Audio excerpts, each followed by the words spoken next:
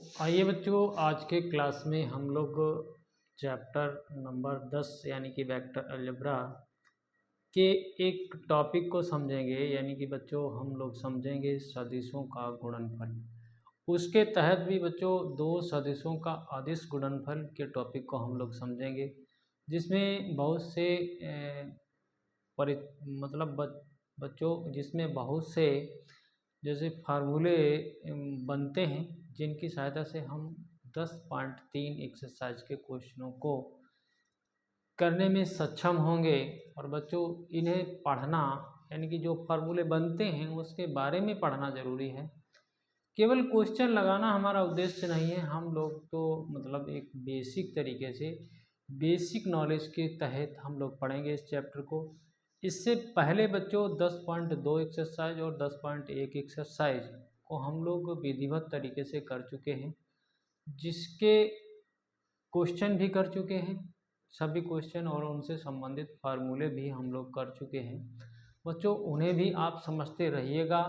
इसी वीडियो के description box में लिंक से ओपन करके आप देखते रहें, समझ में आएंगे। 10.1 10.2 को देख लें, उसके बाद में यहाँ पर इस टॉपिक को, जो कि बच्चों हमारा टॉपिक है सदिशों का गुणनफल।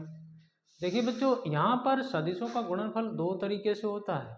एक बच्चों क्रॉस प्रोडक्ट होता है, एक डॉट प्रोडक्ट होता है। यानी कि एक कहना चाहिए अदिश गुणनफल और एक सदिश गुणनफल। सदिशों का अदिश गुणनफल और सदिशों का सदिश गुणनफल, दो तरीके से यहाँ पर गुणनफल को पढ़ा जाता है। तो आज का बच्चों हमारा टॉपिक है, देखिए बच्चों किताब में भी आप देखते रहिएगा। एनसीईआरटी की बुक ले लेना, पुरानी बुक हो तो भी चलेगी, नई बुक हो तो भी चलेगी। जो सिलेबस से आपके हटाया गया है उसे आप छोड़ के पढ़ लीजिए। परीक्षा में आपको यहीं से क्वेश्चन मिलेंगे, तो समस्या कुछ नहीं है। दो सदिशों का अदिश गुणनफल बच्चों हमारा टॉपिक है। और बच्चों हमारा जो चैप्टर है वो बच्चों वेक्टर अलजेब्रा है। वेक्टर अलजेब्रा है। यानी कि बच्चों इसको अगर हिंदी में पढ़ा जाए तो ये बच्चों सदिश बीजगणित है। देखिए बच्चों सदिश बीजगणित है। यानी कि इसके तहत ही एक्सरसाइज 10.3 को करने से पहले जो फार्मूले और जो प्रेक्षण मतलब जो रिजल्ट यहाँ पर बनते हैं उनको सीखने का प्रयास करेंगे। तो बच्चों देखिए हमारा टॉपिक है दो सदिशों का अदिश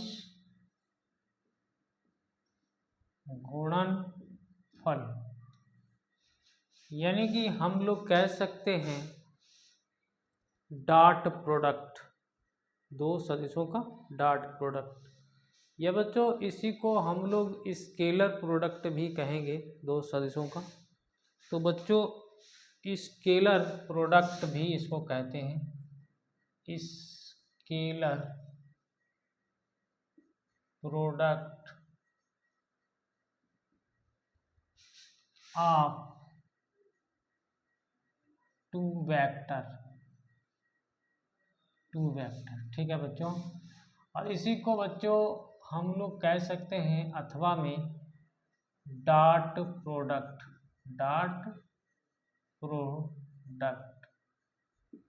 ठीक है, समझने वाली बात है। यदि हमारे पास बच्चों दो सदिश और बच्चों जीरो नहीं होने चाहिए, सदिश जो भी हैं हमारे शून्येतर सदिश हैं, तो किन्हीं भी दो सदिशों को, जैसे हमारे पास जैसे दो सदिश लें, जैसे हम बात करें, मान लें माना दो सदिश, समझने वाली बात है, दो सदिश ए वेक्टर और बी वेक्टर शून्येतर सदिश हैं, शून्येतर सदिश है, मतलब ये शून्य सदिश नहीं है। तो इनके दोनों के अदिश गुणनफल को बच्चों हम लोग देखिए, समझिए मेरी बात को, इन दोनों सदिशों के अदिश गुणनफल को बच्चों हम लोग ए डॉट बी ऐसे करके रिप्रेजेंट कर सकते हैं। ए डॉट बी, समझ रहे हैं ना मेरी बात? ए डॉट लगा है और बी, इस तरीके से इसको रिप्रेजेंट कर सकते हैं। जैसे हम कहें कि भैया एक ये सदिश है हमारे पास, देखिए बच्चों, किसी को भी आप मान लीजिए कि हमारा ये वाला सदिश ए वेक्टर है, ठीक है, और ये वाला सदिश हमारा बी वेक्टर है, इसके बीच में हमारा एंगल थीटा है, ठीक है। समझना तो पड़ेगा आपको, कोई समस्या नहीं है।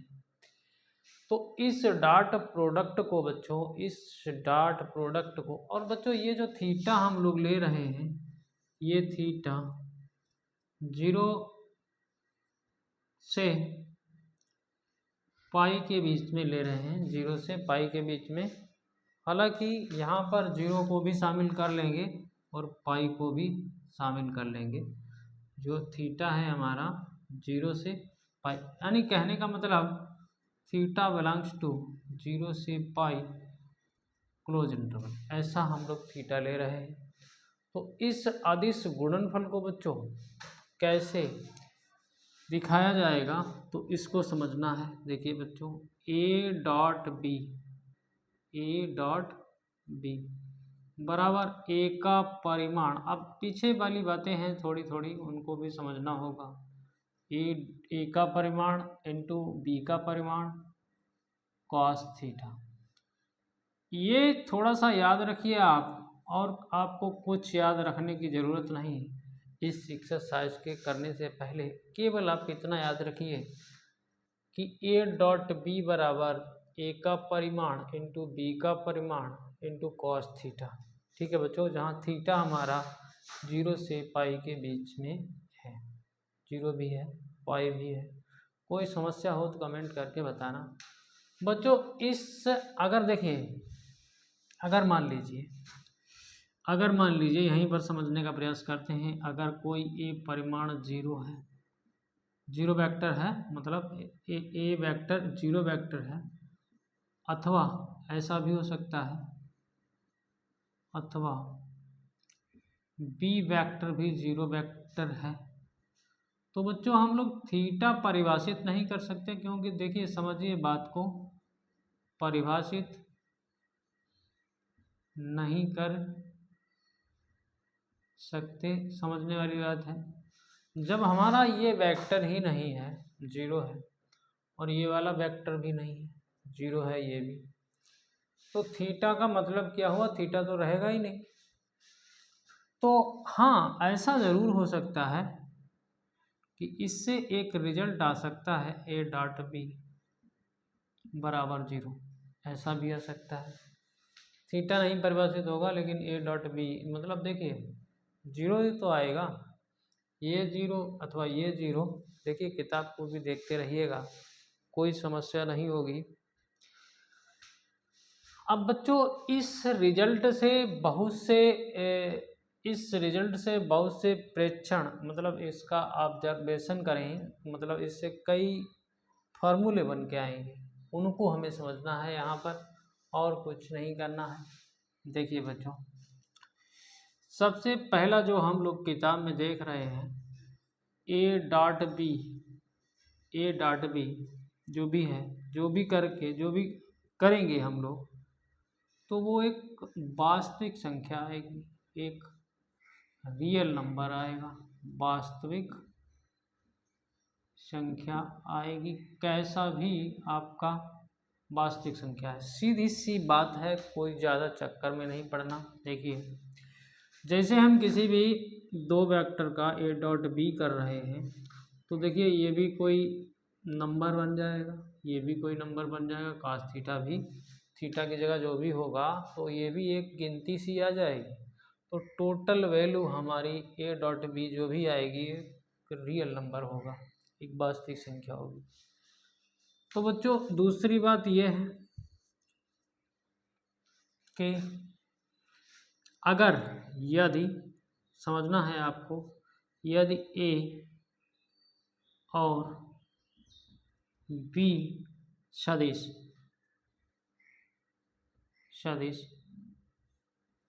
शून्येतर सदिश हैं, शून्येतर सदिश लिख ही दिया, शून्येतर है। तो देखिए अगर ये मान लीजिए इनमें से कोई शून्य है तो ये कंडीशन हो रही है, कोई दिक्कत नहीं। अगर ये सबोदेट शून्य नहीं है तो अगर आपको ए डॉट बी बराबर 0 मिल जाए, मतलब कहीं न कहीं 0 मिल जाए, तो 0 तो तभी मिल सकता है भाई मेरे जब थीटा यहाँ 90 अंश होगा। कैसा होगा? थीटा यहाँ 90 अंश। देखिए बच्चों समझने का प्रयास करिए, अगर cos 90 हो तो उसका मान तो 0 होता है। तो जब थीटा 90 अंश होगा तो बच्चों जब यहाँ पर इन वेक्टरों के बीच में थीटा 90 अंश होगा, मतलब ये थीटा 90 डिग्री होगा, तो ये दोनों वेक्टर आपस में लंबवत हो जाएंगे। तो इसका मतलब हुआ कि इन दोनों वेक्टर में बीच का कोण 90 अंश होगा, तो ये वेक्टर आपस में लंबवत हो जाएंगे। बी लंबवत ए या फिर ए लंबवत बी। देख रहे हो ना, थीटा जब π/2 होगा तब ए डॉट बी बराबर 0 आएगा निश्चित रूप से। यदि आपको दिख जाए कि ए डॉट बी बराबर 0 है तो समझ लीजिए और ए और बी शून्येतर सदिश हैं, तब समझ लीजिए कि थीटा हमारा 90 अंश है। और इसका मतलब हुआ कि ए पर बी लंब है या फिर बी पर ए लंब है। ऐसा ये एक रिजल्ट है। जैसे हमारे पास सपोज दैट हमारे पास कोई दो वेक्टर हैं और वो उसने सवाल में हमसे कह दिया कि इन दोनों वेक्टरों को आप सिद्ध कीजिए कि लंबवत हैं या नहीं। तो आप उन दोनों वेक्टरों का एक डॉट प्रोडक्ट करा दीजिए। डॉट प्रोडक्ट कराने के बाद में आपको यदि 0 मिलता है, यदि आपको 0 मिलता है तो निश्चित रूप से वो दोनों वेक्टर आपस में लंबवत होंगे। एक तो रिजल्ट यही हो गया समझने वाली। नंबर 3 देखिए बच्चों, नंबर 3,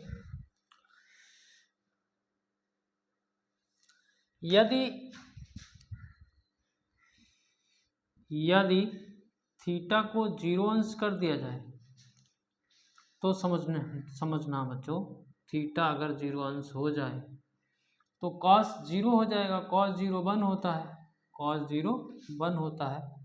तो इसका मतलब हुआ कि ए डॉट बी बराबर आपका ए का परिमाण और बच्चों बी का परिमाण, ये रिजल्ट बन जाएगा।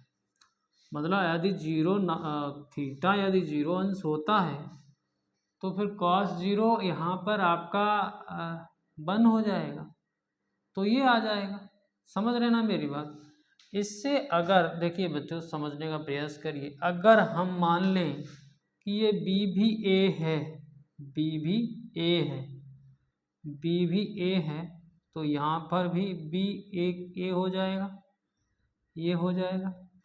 तो इससे अगर हम देखें क्या देखें, देख रहे हैं, आप देख रहे हैं कि ए डॉट ए बराबर देखिए ए का परिमाण का स्क्वायर, यानी कि आपको ए भी एक रिजल्ट मिल गया है। ए डॉट ए बराबर ए का परिमाण का स्क्वायर, ये भी एक रिजल्ट की तरह कार्य करता है। कई जगह सवालों में इसका भी यूज होता है। समझ गए मेरी बात? समझ गए होंगे। अच्छा आगे, और बच्चों यहाँ पर थीटा 0 अंश है, ये तो निश्चित हो ही गया है। आगे देखिए, यदि देखिए जो बातें किताब में हैं वही हम बातें करेंगे, फालतू की बातें नहीं करेंगे। थीटा पाई अंश यानी कि 180 है। तो देखिए इसमें क्या होगा, cos 180 अंश का मान जानते हैं कि नहीं जानते हैं? cos 180 अंश का मान -1 होता है, ये ध्यान रखना। तो हम देख रहे हैं, इसकी तो बात हो ही चुकी है, हम देख रहे हैं कि a डॉट b बराबर a का परिमाण इंटू b का परिमाण और cos पाई, यानी कि cos पाई आपका माइनस हो जाएगा -1। तो हम लोग कह सकते हैं a का परिमाण और b का परिमाण, यानी कि हम लोग कह सकते हैं कि a डॉट b बराबर -a का परिमाण और ये b का परिमाण। ये भी एक रिजल्ट की तरह काम कर रहा है, इसका भी कहीं न कहीं यूज हो सकता है। समझ गए ना मेरी बात? समझ गए। इसके बाद में बच्चों, अगर मान लीजिए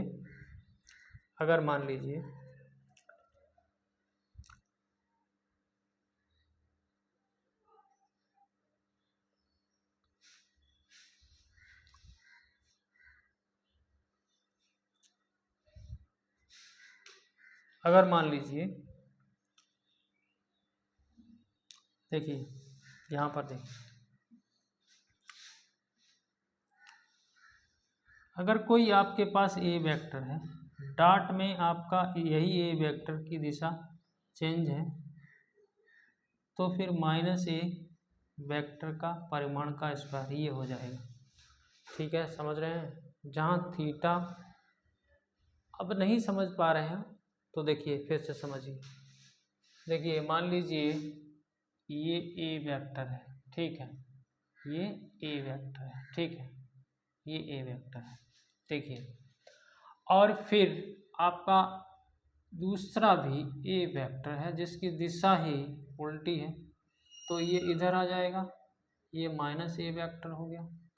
तो यहाँ देखिए आप, थीटा आपका पाई हो गया, मतलब पूरा 180 अंश हो गया।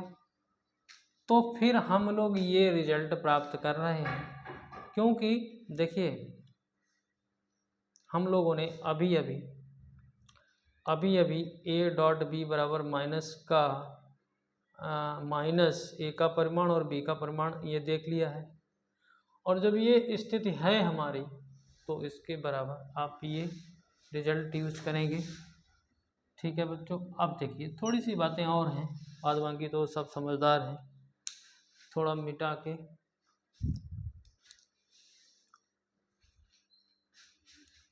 देखिए,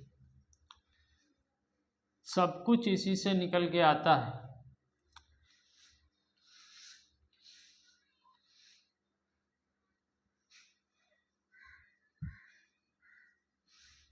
देखिए बच्चों,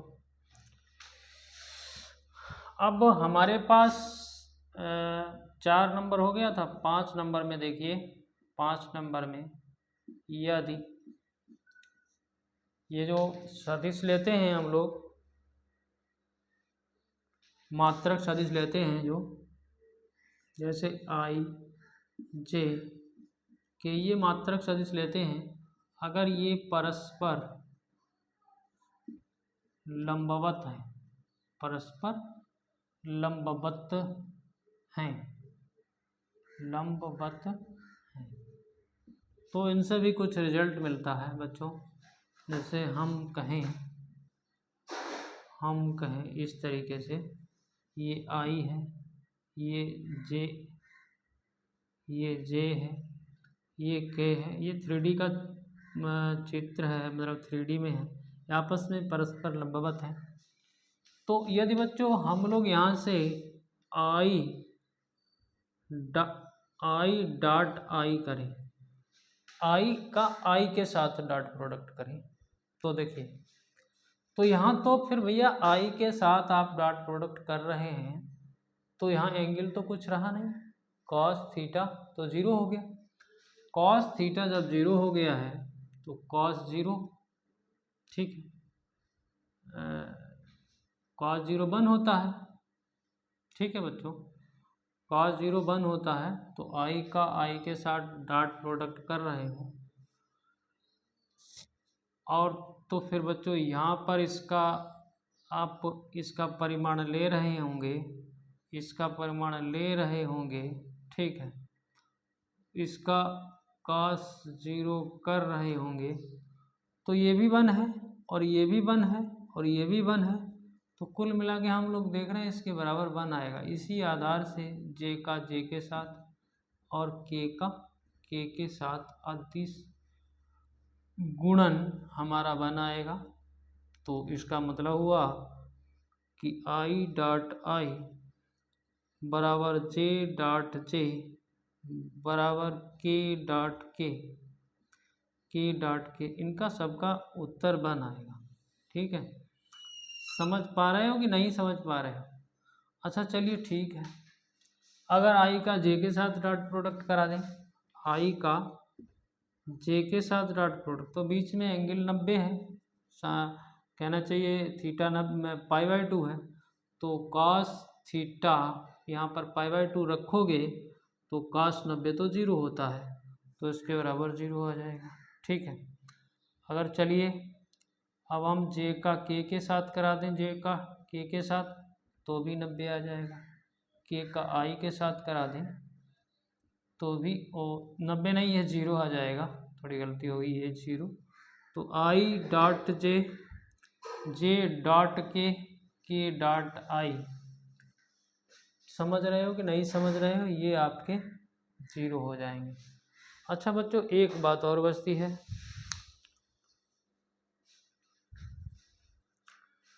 देखिए बच्चों, अगर आपको किन्हीं दो वेक्टरों के बीच में आपको एंगल निकालना हो तो यही फार्मूला यूज कर दें, cos थीटा बराबर a डॉट b बटे a का परिमाण और b का परिमाण। इसके यूज से, या फिर बच्चों देखिए थीटा बराबर इधर cos इनवर्स कर सकते हो, ठीक है, a डॉट b बटे a का परिमाण b का परिमाण, ठीक है, इसको आप लिख सकते हो इस तरीके से। ठीक है, या फिर ऐसे ही रहने दीजिए, कोई दिक्कत नहीं, तो आप थीटा निकाल सकते हो, देख लेना बुक में भी आपको दिया होगा। ठीक है, निकाल सकते हो। अच्छा बच्चों, एक बात और बची है, क्रम विनिमय नियम, क्रम विनिमय ला। ठीक है, तो इसमें बच्चों a डॉट b बराबर b डॉट a, ये इसमें कोई प्रॉब्लम नहीं आएगी आपको, a डॉट b बराबर b डॉट a लिख सकते हो।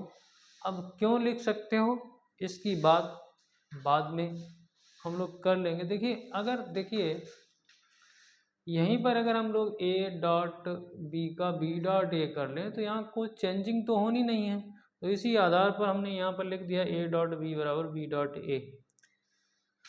अब बच्चों साथ ही हम लोग यहाँ पर एक दो क्वेश्चन करने का प्रयास करेंगे, जो कि एक्सरसाइज के शुरुआत के क्वेश्चन हैं, तो ये सब समझते रहिएगा और फिर अपने स्तर से और अच्छा करके समझिए।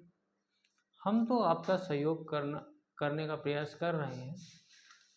तो देखिए, तो बस बच्चों आज केवल आप दो सदिशों का अदिश गुणनफल ही समझिए, और यदि आपके समझ में आया हो ये सभी प्रेक्षण जो हम लोगों ने उस रिजल्ट से निकालने का प्रयास किया है, तो फिर बच्चों आपके जो सवाल आप करेंगे वो निश्चित रूप से आपको सरल लगेंगे और आप बच्चों हमारे चैनल को सब्सक्राइब करें, बेल आइकन को प्रेस करें, ऑल पर सेट कर लें, ताकि वीडियो का नोटिफिकेशन मिले, साथ ही हमारा सहयोग हो, साथ ही आपका सहयोग हो, और वीडियो को लाइक भी करें।